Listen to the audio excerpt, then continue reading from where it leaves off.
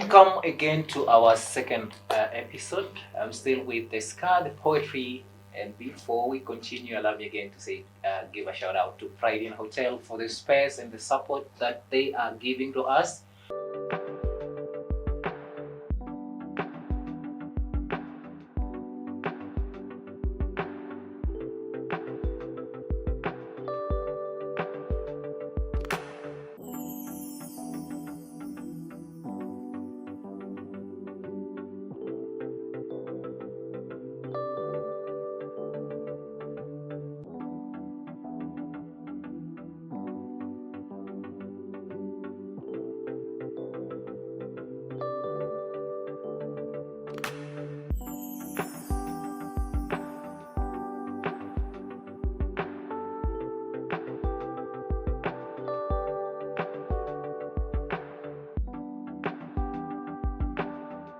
For us to be able to have this kind of conversation we are having with our special guest, the Scar, the poetry, and I hope you already did introduction. So we are not doing introduction. We are both jumping we are continuing with our second conversation, and we want to talk about poetry as protest, power, and purpose. That's what we want to focus in this our second segment, and. We want to look more on social justice, empowerment, community impact, and advice to creatives. That is where we want to start from. So, how has your voice evolved over time as the world around you has changed?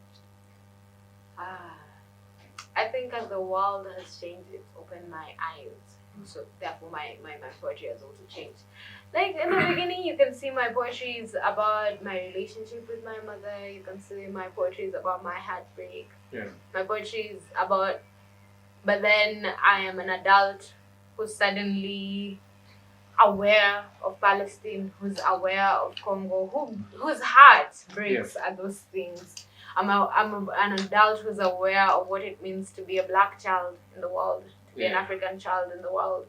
And you can see that as the world shifts, as protest happens. Like one of the biggest things that happened in 2022 was when, I don't know why I forget his name, but the person who he was murdered by a cop because that cop knelt on his neck. I think it happened here in Kenya? No, it happened abroad. It happened in the USA. But it was such a big moment that it aired in our local news. You understand? Like it aired on local The person Kenyan who was news. murdered was black, right? Yeah, he was black. Of course, he was black. And so, like, when that happens, you know, especially in our country, like racism, I think that maybe people don't talk about a lot. But when that happens, you have to be awake to it. You become awake to the fact that black children, this is what it means to be a black child in the world. This is what you experience. And now you just begin to think about that. And I think now I began to write about that in my poetry as well. I think it's just as I grow, the things I begin to think about, like the things that I think about, then I also put them in my poetry and I try to tell the world, hey, see. It's like when my mind opens to something new, then I also try to make sure that I open my audience and the people who listen to that new thing as well. Yeah. You've mentioned about racism. Do you think in Africa, have you ever faced racism in your country, like in Kenya? Yeah, before. I think so. I just think that it's not in the adverse ways that maybe people in a predominantly white country would face. But we have so many aspects of it. Even when you think about colorism happens a lot in Kenya. When you think about it, it's an inherited wound from racism. So, like you would hear Rangia Thou, you would hear, light skin, and you would hear like dark skinned women being called men because like they're like, you can't be a person who's dark and be a woman. You're just likened to being like, as if being dark is male dominant. And in the same way, the men experience it as well, because light skinned men are told they're not like man enough, in the African world, you have to be strong and whatever. And so being a light skin for them it's like you're a softie and whatever. And this, though we don't really examine them, these are things that we've inherited from racism. Yeah. And now we have how it shapes our world now, as even as we relate black to black person, you know, then you favor the light skin over the dark skin. But it's just an inheritance because the reason why you're favoring this light skinned person is because they are closer to whiteness people, than the dark person. So I think it does exist, perhaps not in the predominantly way that it exists in other countries, but it's always there. You cannot be a colonized country or a country that was colonized and not suffer from racism and the inherited wounds that come from that. Yeah. I'm asking you that because I have suffered that a lot. Yeah. Oh, I'm so sorry. Live a lot in Kenya here. I don't know if it's a notion. I don't know if it has ever happened to somebody else, whereby like you being black, you go to these high-end restaurants. Probably, you're the last one to be served. You're the last one to be served. Nobody's looking because you're like... Nobody's talking to you for 10 minutes. Not even 10 minutes. You know, I went to... I don't want to mention the name, but one of the high-end I think you should. No pressure, but part of changing the world is actually holding people accountable to the things that they do. I have gone to several, but now there is the specific one where I went to. I think I mentioned in the previous conversation, and in front of me were white people, not decently dressed the way I was dressed, because the two of us, we were very decently dressed. We were coming from a meeting, but you know, they didn't scan the white people. We were scanned like severally, and then the guard at the gate, they asked us, where are you going? And it's a restaurant, you know? Yeah, exactly. Like, what do you mean, where am I going? So I looked at him and I was like, okay, I suffered this in London. Or they start asking for like your ID. Why do I need an ID to access a restaurant? I'm just going to eat. So, yes, I think we are like also Africans. I don't know whether because we don't have the white privileges, that is why we've even colonized our mind that anybody who is not white does not have enough money to tip you. Yeah. It's just, again, it's the inherited wounds from, you know, like we lived under colonization for decades. And the people who lived under colonization are still alive today, you know. It's not Kitambo, it's not the money, right? They're still alive. They're still alive today. These are our grandparents, they're our parents. And those traumas are things that affect how they show up every day in their life. Therefore, how they've raised the next generation, how that generation now has raised the other generation. Like, one of the things I speak about is language and how the African people are constantly losing their language, because we think that if you speak English and you speak it well, you're somehow more eloquent, more articulate. But it's just another thing of the closer you are to whiteness, the more of a person you become. You see, so we don't put value in our African languages, but we put value not just in English alone, but we put value in every African culture. We like definitely doing away with them.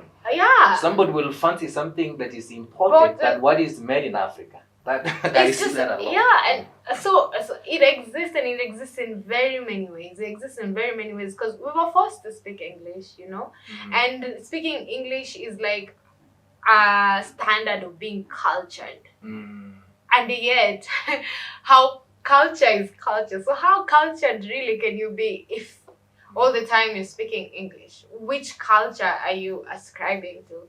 You know? And I think it shows up a lot even in the things that we value, in the things that we find meaningful. Like even dressing up, like cutting hair, having a clean shaven hair.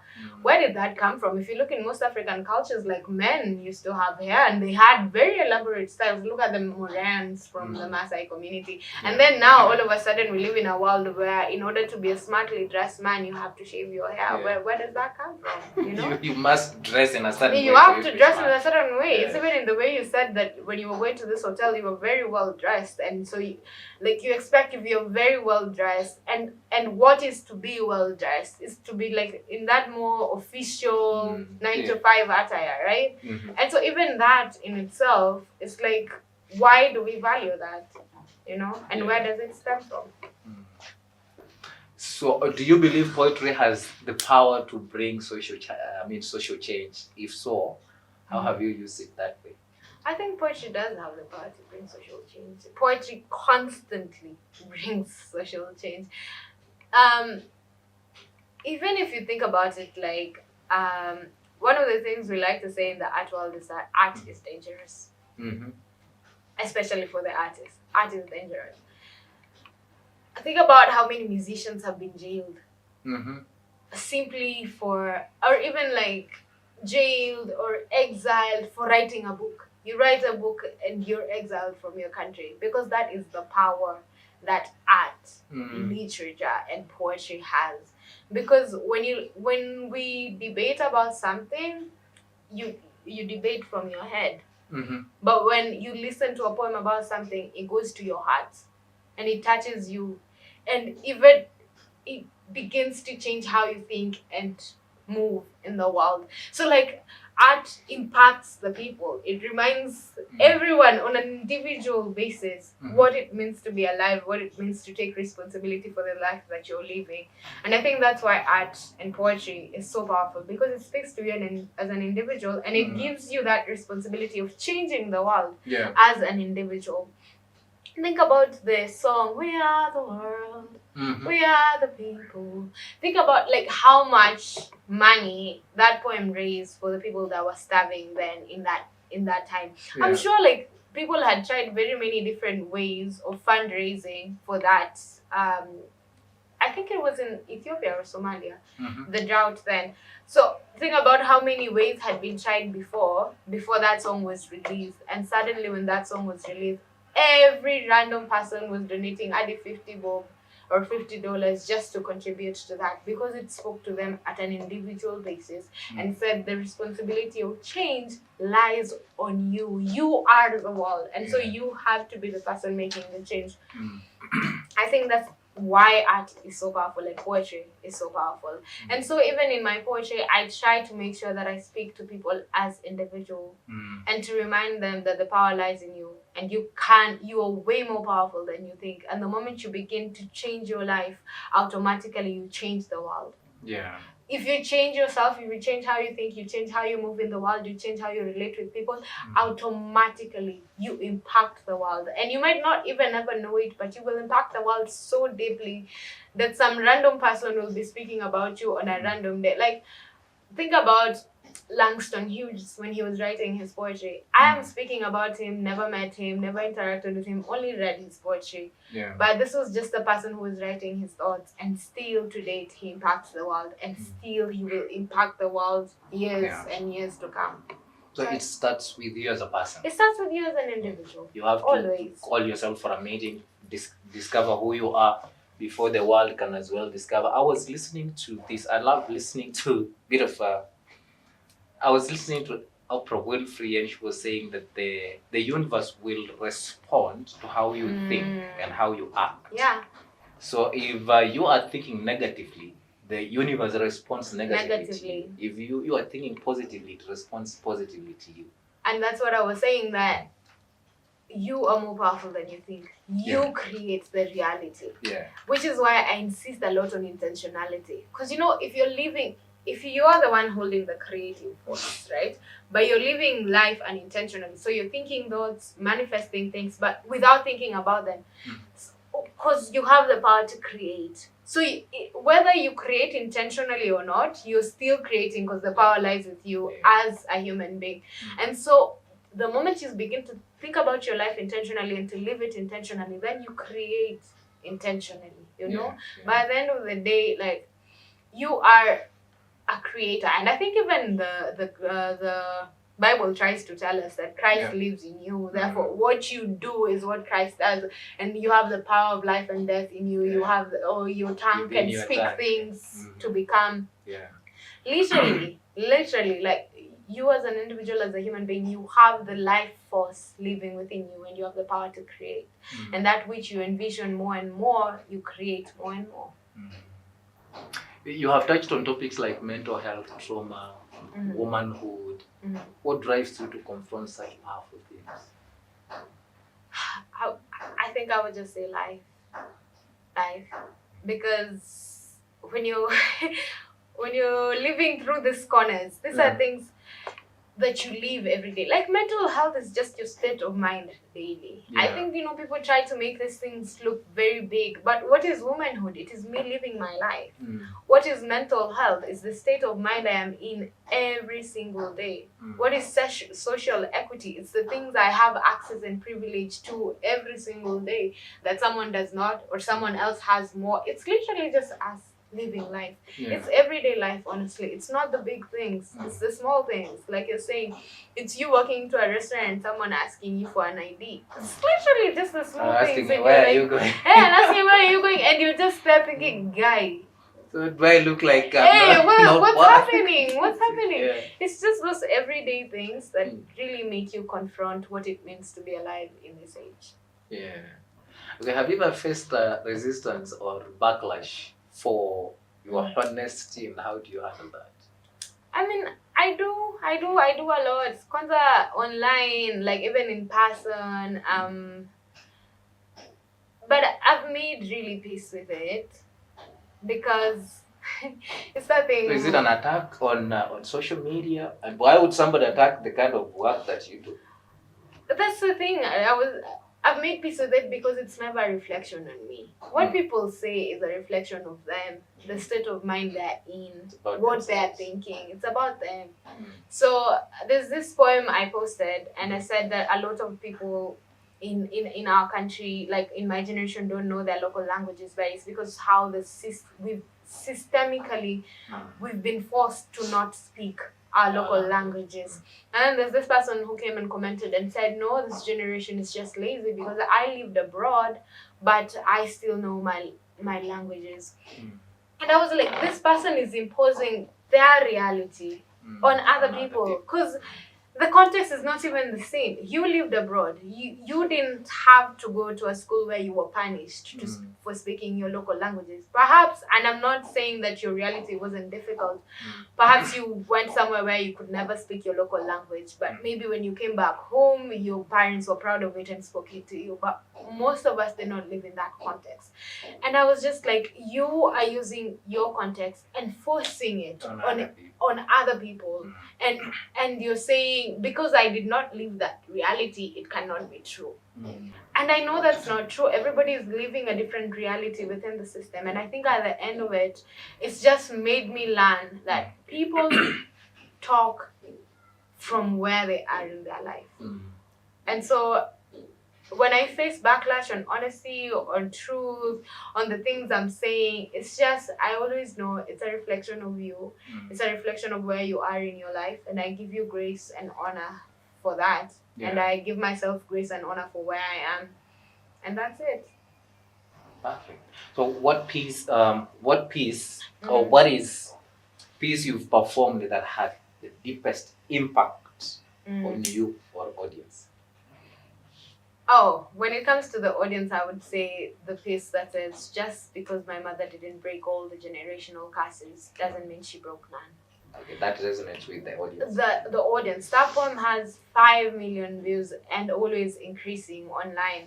And like at Leo, when I go look at it, I'm sure I'll find a new comment. Like it's like it can never reach its maximum audience because every day it touches someone new and I think maybe it's because universally all of us have mothers. But when it says what's the piece that has impacted me the most, I will say all of my poems. Because all of my poems are a moment for me that I was making peace with something or I was celebrating something. Like all of my poems are written in different seasons, and in that season, that poem has the most impact in my life. It's like unlocking one more thing that helps me to now move forward and move forward and move forward in my thinking, in my growing. But all of them are so deeply impactful. Even the ones that nobody ever gets to see. Because, again, my poetry started for me. For me. And so at the end of the world, all my poems are so impactful because they're an act of freedom, an act of, again, I like to use the word reckoning. They're an act of reckoning of me, like literally sitting with myself and figuring something out, laying something to rest. To you. all of it. Sometimes it's atonement, sometimes it's anger, sometimes it's sadness, sometimes it's joy. Sometimes it's holding people accountable in my life that I could never hold, and I hold them accountable in the poem. But all of them are so deeply impactful and so deeply life-changing. I know with your poem, you've mentored so many people. You've also empowered others. So, what advice would you give to a young people who feels like their pain has no platform or something? They have deep pain, and they would somebody really one day know that, or maybe get a platform to share this pain? Well, that's such a difficult thing to answer because I don't necessarily believe you should platform your pain. You know,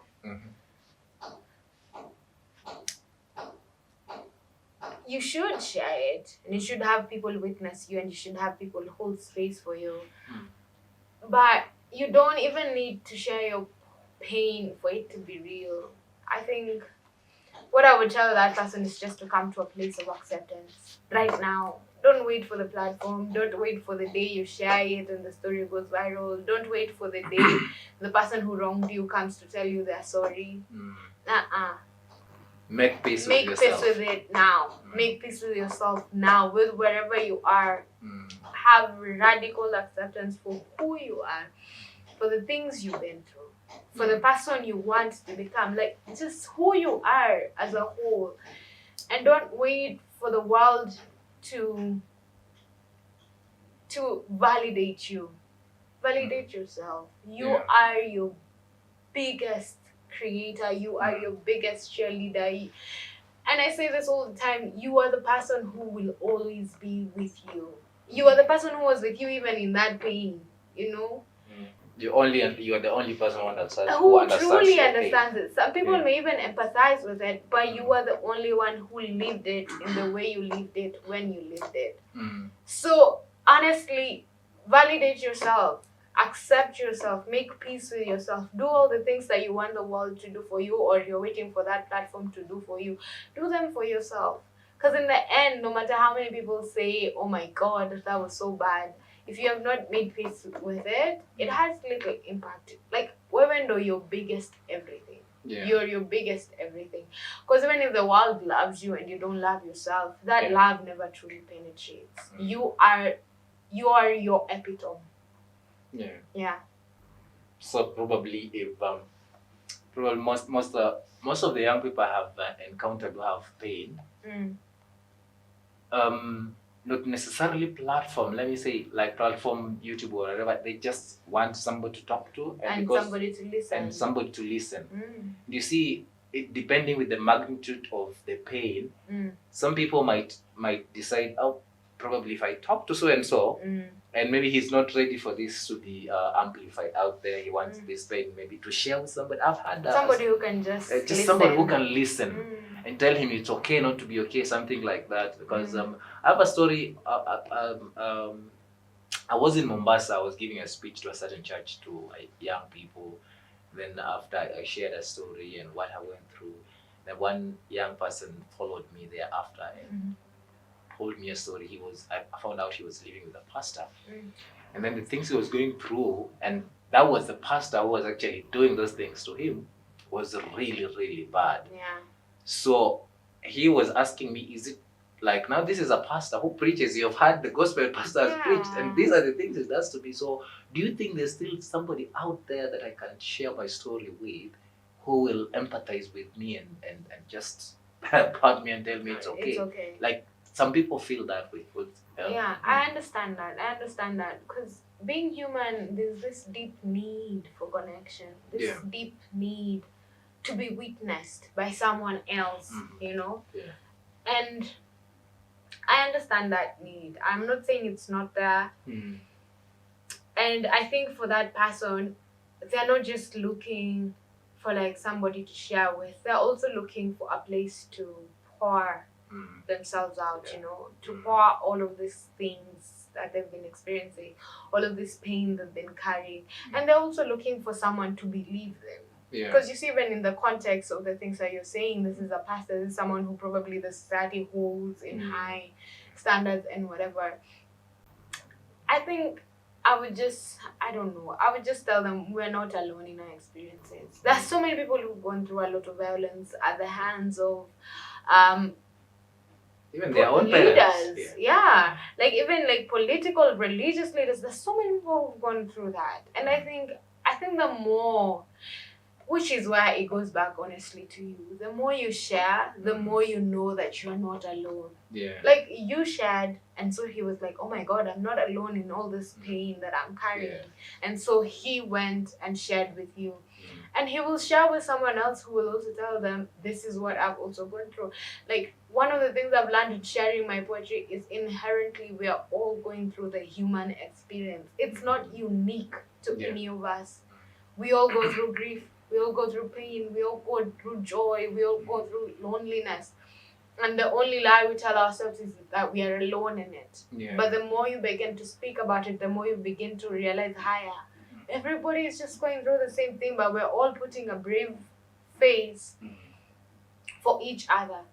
And so I think maybe that's also why I encourage vulnerability. At the end of the day, honestly, you are the person who will heal yourself. And this person, I would just tell them, it's unfortunately that's the truth of the world. It's always up to you. Yeah. Nobody's coming to save you. You have to save yourself. People will empathize, but you have to save yourself at the end of the day. Because at the end of the day, you will be in your bed by yourself, in your house by yourself. So you have to do something to save You're yourself. the one who has to reckon with those things the most, and you're the one who has to allow space for those things to be true, and you're the one who has to make peace with them that this is what I've been going through my life. A lot of people have also found when they come confess something to you, it's like there's a part of them that is not acknowledging the things that they are going through. So this part wants you to do the acknowledging for them. Because it's very hard for them to be like, oh my god, this actually happened to me. But really what you need is that to stand with it and to say, yes, this is what happened to me, and to make peace with it. And of course community is there to hold you and to help you make peace with these things and to heal. But at the end of the day, that's what the only thing they can do, help and support. Inherently, you do the work.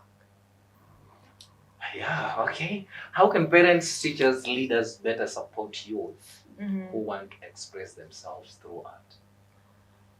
I think first, parents, teachers, and leaders can stop seeing art as a by the way, can stop seeing art as a hobby, can stop seeing art as the thing for troubled children. I don't know why they do that, but They're like it's for the troubled children. You know, it's for the ones who are somehow, I don't know. You can begin by beginning to see the truth of art and what art is. I'm telling you, art is a very great responsibility for the artist to bear. You know, like, even like we used to like people like Beethoven when they were writing their music, or Picasso when they were painting. And these things have become like a big deal now. But in their time, they were still viewed the way that artists are viewed in our generation. Even Bob Marley, like he literally went into exile from his own country. Like they should start first deal with how you see art in general. And I think when you begin to deal with how you see it and begin to see it for what it is and the work of healing that it does in the world, then you begin to better support this person. I would say just support your child the way you would support any other child. You see, when your child comes to you and say, oh my god, I saw this thing and I'm so interested in it, whether it's art or it's not art, whatever it is, just support that interest. Whether they grow into it or they outgrow it. One thing I like to say is that the children come through us. They're not ours. They just come through us. And you're here to guide, lead, and support them. And to nurture them to becoming like a full person, a full adult, a grown up. But just let them have their human experience on this world. Don't impose yourself on them, on the way they should live, on the way they should, interact with the world. Just be there, a guiding hand, someone to pick them up when they fall, someone to support them, but inherently let the child live their lives. Everybody comes into this world with a purpose. Everybody comes into this world with things they love, with things they honor, with things that are close to their heart. And let the things that are those for them be that, and you just be there, holding hand. Just be the supporting hand. So let your child, quote unquote, guide you. If they're interested in football for a year, let them play football for a year. If next year they decide they want to do poetry, let them do poetry. Like, support them in the journey of discovering themselves and who they are. Perfect. So tell us about any mentorship or community program you are part of. Or would you like to start? Well, I'm part of a community program that's called Could You Cup. Could You Cup? Yeah, Could You Cup. I volunteer with them, and I am involved. Involved with them.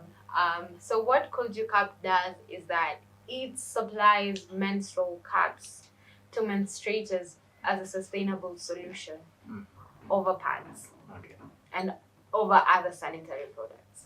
Now, it addresses so many things at the same time. One, most of the sanitary products in the country, as we speak honestly, most of them, and I think if you follow, you've seen a couple of outcries over the years how the sanitary products that are supplied to African countries are substandard. So you find like a lot of menstruators suffer from having rashes because it's plastic and you're having to wear it for 3 to 6 days, or it's substandard cotton and stuff like that. So they suffer from infections, from burns, from being just generally unsafe in the products that they use. Also, it addresses period poverty because a lot of girls cannot access buying pads over and over and over and over again, and you have to buy pads for so long in your life. It must be and, expensive. and it's such an expensive thing, especially because it's a recurrent cost every year. And so the menstrual cup that we supply has a shelf life of 10 years. It's made from medical grade silicone that is good for you, and it's good for interacting with your body. It has no side effects. It's sustainable because, like I said, most of these products, sanitary products, are made from plastic or stuff that's not biodegradable.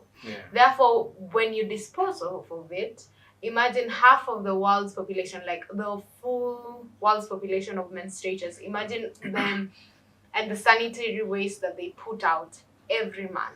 Every month.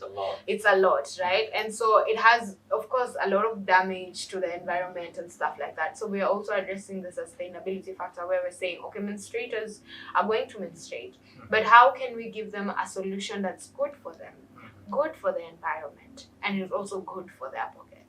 So you can buy this cup. We give it out as an organization for free, of course, but it's just also to create awareness, because if you become aware of a product that's good for you and you can afford to buy it, you go and buy it. So you buy this cup that has a shelf life of up to 10 years, which means for 10 years you're not constantly buying pads and disposing them every other month.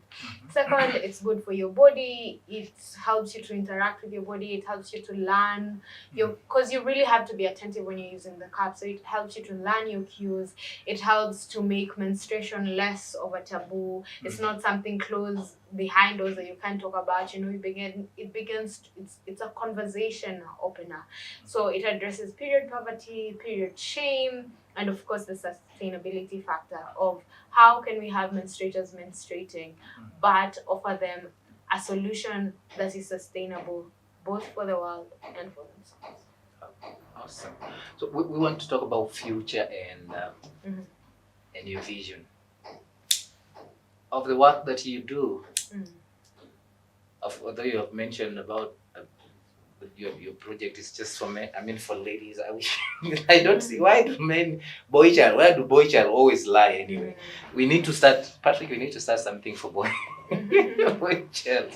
So what is your next? What is next for Ska Poetry? A book, album, tour, or something unexpected? All of them. It's the book, it's the tour, and hopefully something unexpected as well. One of the things that I do in my life is to live in the present. I told you I'm no longer chasing the corporate ladders. Yeah. So this thing we're taught of where do you see yourself in 5 years, it's something I no longer practice. You no longer believe in it. I no longer practice because what is on my heart today? If I leave what I carry so heavily on my life today for 5 years, what good has it done the world? So I try to just live here, now. What do I want to do here and now? What is on my heart here and now? What's the message that I want to speak today the most, you know? Yeah. And so therefore, even if I check out tomorrow, not that I will, I had done the thing that weighed heavily on me the most, you know, the thing that I felt I was called to do in that moment. And so, and in doing these things, I do what I want to do today, what I want, what is meaningful and powerful for me today, and this thing leads me to what then I will do tomorrow. It's not the other way around. It's not I decide what I want to do tomorrow that now determines what I want to do today. I look at the world, I look at myself, I look at the life I live and say, what is it that I want to do the most today? And I do it, and hopefully it leads me to something that leads me to something that leads me to something. That said, I am in the process of publishing and also working on an album just to share with the world and to share my poetry more with the world. But if you had to tell me what's the thing that I want to do the most, again, it's simply heal the world. I want to be part of healing the world in every way that I can. Whether it's through community work, whether it's through my poetry, whether it's loving people just with all my heart, whether it's bearing witness to other people's humanity, whether it's lending my voice to causes like freeing the world, freeing Congo, whether it's speaking about how our political class needs to do better, whatever it is, I want to be where I am, to constantly be a force that helps to heal the world and make it a better place for everyone. Some helpful. Wow. All right. I wanted to ask something, but I think it just skipped my mind. I think it will when it comes back. You will ask it. I will ask. It skipped my mind, but in the conversation actually was out of what you just sharing.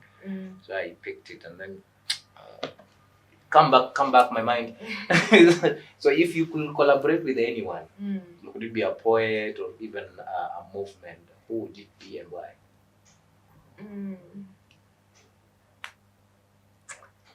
I really don't think of the world like that. I find it hard to answer questions even like an artist. that.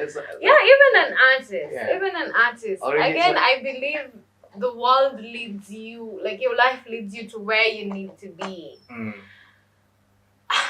I think sincerely and honestly, I think that question comes from putting people on a pedestal, and it's something that I really try not to do. I mean, there are artists that I absolutely love and whatever, but unless I interact with your work and it touches me, I just. But so far, you think of no one. So far, the people I've thought of are people I'm currently collaborating with, you know. And it's like my friend Nyash, who I told you I really love her poetry. We're working on having a poetry showcase together. It's just, I don't know. I believe you lead yourself and you're led to where you want to become. It's just this. I think those things are a bit superficial. If I may say. Okay. They're a bit superficial. They're based on an image of someone that you've created or who you think they are, and now you're like, oh my God, I really want to do this thing with this person. It really happens to most artists. Like, you see, people struggle if they want maybe like an audience, they want to maybe to get more views. It really happens. So the rare people would actually have a reason the way you are because you live in the moment. Others, they want to maybe they think another person could be their ladder, but is it possible somebody to climb to the top without maybe like collaborating with others? No, it's not. I'm not that, and that is not what I meant to say. I'm just saying that the collaborations that I hope to have, I hope for them to be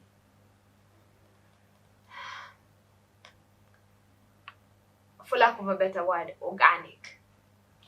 To be because our paths met and there was, and they met in such a deeply spiritual awakening way that we had no choice but to do something together. Not to be from that superficial place of, oh my god, if I did a collaboration with this person who has this audience of these people, it would put me before this and this and this. I think that's the intention of most people actually. But the way you bring it out, it's actually, this is like a learning platform where one should really, when you do things for certain intention or for certain reason, in most cases you'll never even achieve that. Achieve the reason. Don't do it. And also I think it's a question on like value systems. Because again, what I told you is I'm constantly escaping the capitalistic matrix.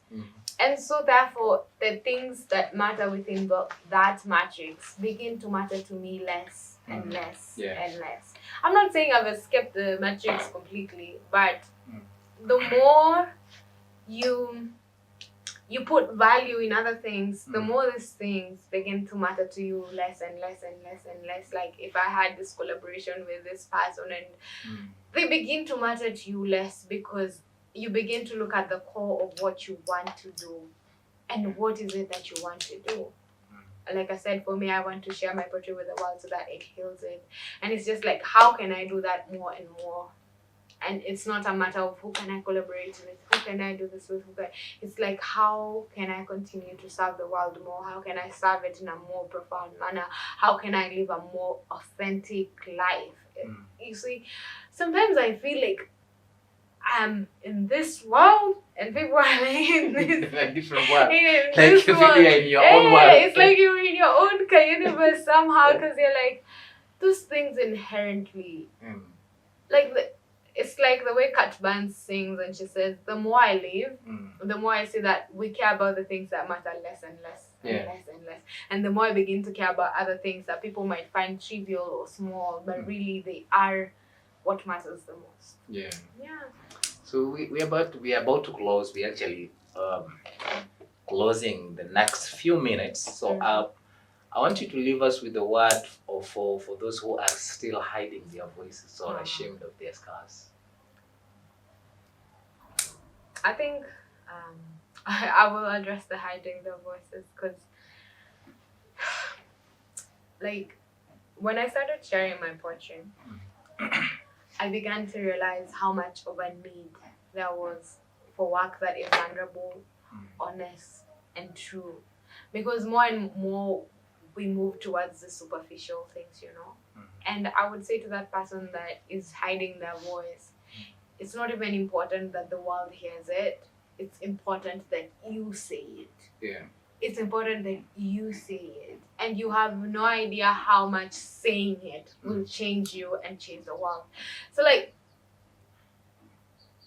it doesn't matter who hears it. It matters that you say it. You understand? It matters that you are here to do that thing. You are here to say those words. You're here to be that person. And not even how the world receives it. It's for you to do the thing. Like, I like to say artist for the artist. I do not create my poetry so that I can share it with the world. I create my poetry for me. The world just listens to it as a byproduct. And it impresses. It's just and not to devalue it, but truly it is just a by the way. Most of my poems are just me dealing with the world. They're for me. They're for my mental health. They're for me to find peace. They're for me to find healing. And then the world profits as a by the way. The world profits as bystanders of this work. So even you speak and not for others but for yourself. Say and not for others but yourself. Stand up and not for others but yourself. But in the process, the world will benefit. It's what Mandela said, that the more you shine your light, the more you allow others to shine their light as well. So just be who you are, and don't even put pressure on yourself for it to mean anything. Because by the fact that you're doing it for yourself, it already means all that it has to mean. So they should share even their scars they are hiding. So we want you to perform a bit of your piece as we close this conversation. Just a bit of your poem, and we wind up with this conversation, and then you will give us a closing remark. and if you want to share a social platform and any other thing. But before then, can you perform a piece? Which piece? Of your poem? Any, actually, any. Just what's this? Just like, you've done so many poems, but probably the one that is in your heart, you feel like you want to perform. Which poem is in my heart? Or, I like this line. I don't write poetry that has punchlines. I write poetry that breaks your heart. Poetry that asks you to feel the pain because the only way out is through and you only feel the pain you feel. My poetry begs you to feel. My poetry begs you to heal. My poetry is a song for my mother, for all the pain she carries within herself, because she'd be damned if a drop of it was to spill to her children.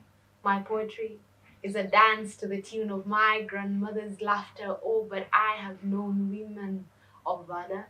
My poetry is an awakening standing on the generations of women who have made sacrifices before me. Thank you. You're welcome. Thank you very much. That was so you. beautiful. Actually, thank you so much for creating time to have this conversation with us. We will need you more.